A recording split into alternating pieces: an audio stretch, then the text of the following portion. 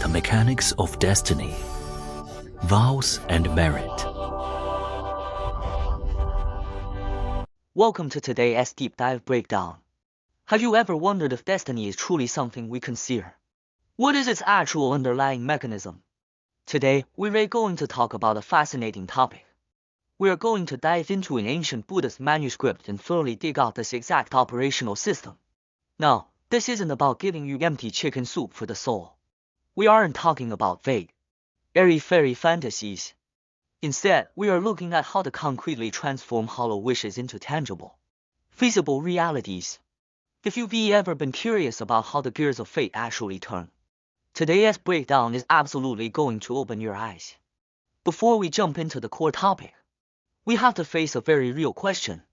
In your life, you must have seen people who seem to have been born with a cheat code that their wealth and wisdom are instantly maxed out from day one. Yet, at the same time, others are constantly struggling in the mud, facing all sorts of incredibly awkward and frustrating predicaments.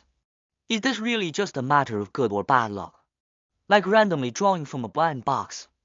Actually, this wave of ancient texts tells us that everything has an absolute, direct relationship with the kind of destiny we are actively creating for ourselves. Part E, the Patroness Grand Vow. Let us go straight to our first section, a classic allegory from the ancient city of Shravasti. Here, we have an exceptional case study. In Shravasti, there was a mega-wealthy tycoon whom everyone called the one of right youth. This isn't just some bedtime story, it is a perfect standard operating procedure set on how to precisely program the cause and effect of one's destiny. His execution was incredibly systematic. Following a highly rigorous order, Step E, his mind was perfectly clear. He completely refused to engage in petty, meaningless sectarian attacks or slander. Step R, with immense joy, he invited the Buddha to his home. Step 3, the main event, for 3 whole months. Through practical action, he made a grand slam offering to the Buddha and the Sangha. Step 4, the ultimate goal. Only after laying the solid foundation did he take the final step, making his ultimate binding oath to attain supreme enlightenment. This specific sequence is the key to everything. So, what was the result? After demonstrating such astounding right view and ferocious execution, the Buddha himself gave him the ultimate validation of formal prophecy of future Buddhahood Vyakarana. The Buddha declared, "Excellent, excellent, good man. You shall attain the state of a Tathagata, an Arhat, a perfectly enlightened one. Name the Tathagata beautiful to behold Sudarshana." This statement was not just a casual compliment. It was the Buddha stamping his massive seal of approval on the universal laws of cause and effect, confirming 100% that this tycoon's thought would inevitably become reality. Part R, deconstructing the destiny formula. This brings us to our second section, where we will deconstruct the destiny formula and examine why merit is the bedrock of any vow. Behind that story lies the real reason the Buddha was willing to grant him the prophecy. It wasn't due to luck, and it certainly wasn't favoritism. The manuscript lays out a highly precise formula for destiny. Text vow your intent加 text merit your concrete action 等于 text inevitable reality. You must understand that a powerful vow must be built upon a mountain of merit and wholesome deeds. It's like filling your goal with the absolute highest grade of fuel, directly creating an unstoppable karmic force. To put it simply, a wish without merit to back it up is nothing but an empty, unfulfilled shell. Our tycoon demonstrated this law perfectly. He wasn't just a talker who spent his days with his palms pressed together merely begging for things. He did the work first. His grand, magnificent vow was solidly and hardcorely resting upon 3 full months of real, substantial, and incredibly generous giving.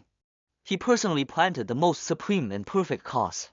Furthermore, the master explaining this manuscript emphasized a crucial point even in our current era, when the Buddha's physical form is no longer before us.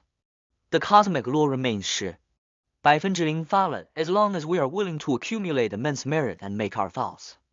We can achieve boundless and infinite wholesome benefits for ourselves just the same. Part 3, actively plan causes. Reject empty fantasies. Now let us talk about how incredibly dangerous it is to merely wish without taking action. If you truly want to rewrite your destiny, simply wanting it is absolutely not enough. Let us look at a very realistic contrast. Side A, hollow delusion. Imagine if you don't plant any wholesome seeds at all, but instead spend every day drooling over things, constantly craving this and wanting that. That is not making a vow, that is daydreaming. Not only is it completely pointless, but it will leave you exhausted, making your life incredibly stressful. Side B, actively planting causes the moment you shift your mindset and start actively accumulating merit honors. Like studying the teachings and firmly planting the right causes, the rules of life become very straightforward.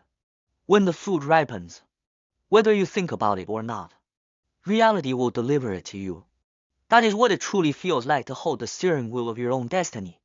Part C, navigating our present reality. Let us bring the camera back to the present. How do we apply these ancient principles to manage our current karma amid our busy modern lives? The master provides a crystal clear strategy you can audit your life with right now if you experience positive outcomes. For instance, you have a great job or a happy family. Your job is to deeply cherish it, nurture it, and keep doing well. If you run into bad luck when you experience negative retribution or pain, the recommended approach is immediate repentance. Honestly acknowledge that this is a fruit from past causes. Regarding the future, if there is a dream you desperately want to achieve, boldly make a magnificent vow, but never forget to immediately fill it with new merit to back that vow up. By simply following this approach, you can live each day with absolute ease and comfort. Part 2, daily cultivation. In every encounter you might be thinking, modern life moves so fast. Where on earth am I going to find the time to accumulate merit and plant good seeds? This is where we introduce a secret weapon from the chapter on pure conduct, Jing Xing Pian, making vows when facing circumstances. What does this mean? It's very simple. When you encounter someone acting terribly on the street, your usual response might be to get furious. Before you complain, use it as a trigger. Instantly make a silent vow. Wow, I must never plan such a terrible cause, and I will absolutely avoid such a bad result. Conversely, if you meet someone incredibly kind and virtuous today, instantly vow, I want to possess that same merit and excellent habit as well. See how brilliant this is? It effortlessly transforms your daily human interactions into opportunities to alter your destiny. Through this method, every environmental trigger and every social encounter around you becomes the perfect moment to consciously make a vow. Your reaction is no longer a blind release of emotion. Instead, it becomes a tool to upgrade your karma. You can make vows multiple times a day, constantly planting excellent seeds for yourself. This is exactly what the text refers to as the pure conduct that a bodhisattva naturally radiates throughout daily life. You don't need to isolate yourself from society at all. Your everyday life is your ultimate practice ground. As we come to the end of today's breakdown, I want everyone to quiet down and ask themselves one question in their hearts. Looking at the causes you are actively planting at this very moment, what kind of destiny do you feel you are ultimately creating for yourself? Are you building a life of profound wisdom and abundance? Or are you going to keep spinning in those awkward and frustrating predicaments? Remember, the power of choice has always been in your hands. It all depends on your next vow and your next action. I hope today's breakdown brought you a brand new perspective. See you next time.